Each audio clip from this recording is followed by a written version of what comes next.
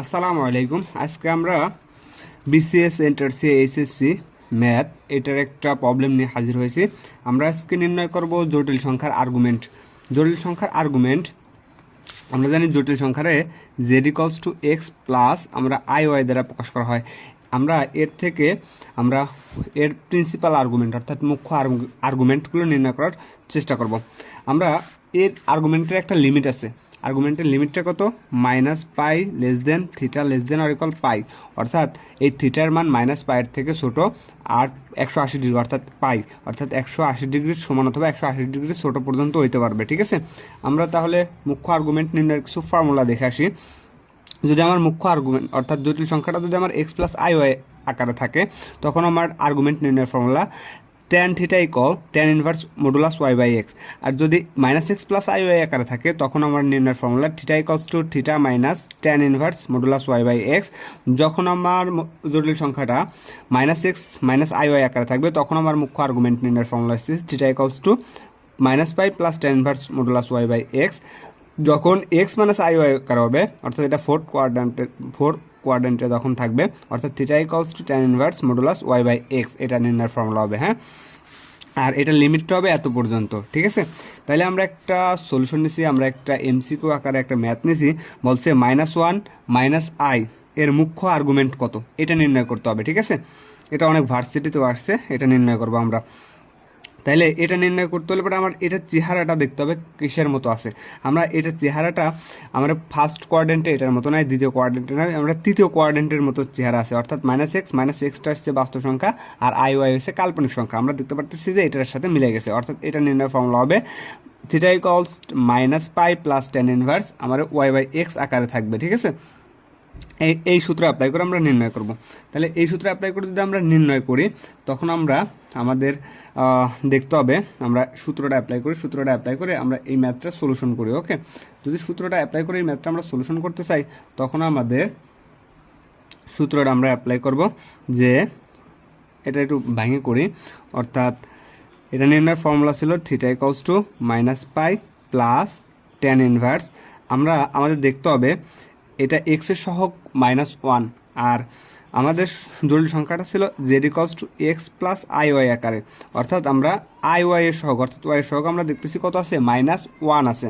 তাহলে আমাদের সূত্র অ্যাপ্লাই হবে theta equals to plus tan inverse, আমরা পাচ্ছি -1 মানে এক্স এর সহগ divided by y by x, y এর সহগ ডিভাইডেড বাই এক্স এর সহগ।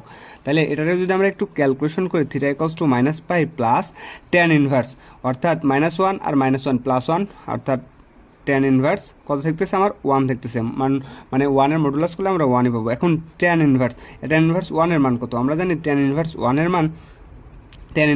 মান আমার আসতেছে পাই বাই tan ইনভার্স 1 এর মান আসতেছে আমার কত, 45 ডিগ্রি। ওকে, তাহলে 45 ডিগ্রি tan ইনভার্স 1 এর মান। যদি tan ইনভার্স 1 এর মান 45 ডিগ্রি থাকে, অর্থাৎ -পাই প্লাস এটারে 45 ডিগ্রি থাকলে পরে আমরা লিখতে পারতেছি কত আকারে লিখতে পারতেছি, আমরা 45 ডিগ্রি আকারে লিখি। ঠিক আছে, 45 ডিগ্রি। ওকে, তাহলে আমরা জানি -পাই মানে কত, -180 ডিগ্রি। তাহলে এখানে আমরা একটু ক্যালকুলেশন করে আসি, অর্থাৎ -পাই মানে আমরা লিখতে পারতেছি -180 ডিগ্রি। 180 ডিগ্রি প্লাস কত, 45 ডিগ্রি। 180 থেকে যদি আমরা 45 বাদ দিই, তাহলে আমরা পাবো -135 ডিগ্রি। আমরা দেখি 135 ডিগ্রি কোন মানে কোথায় আছে, আমরা দেখতে পাচ্ছি মানে এ নাম্বার অপশনে আমার 35 ডিগ্রি আছে।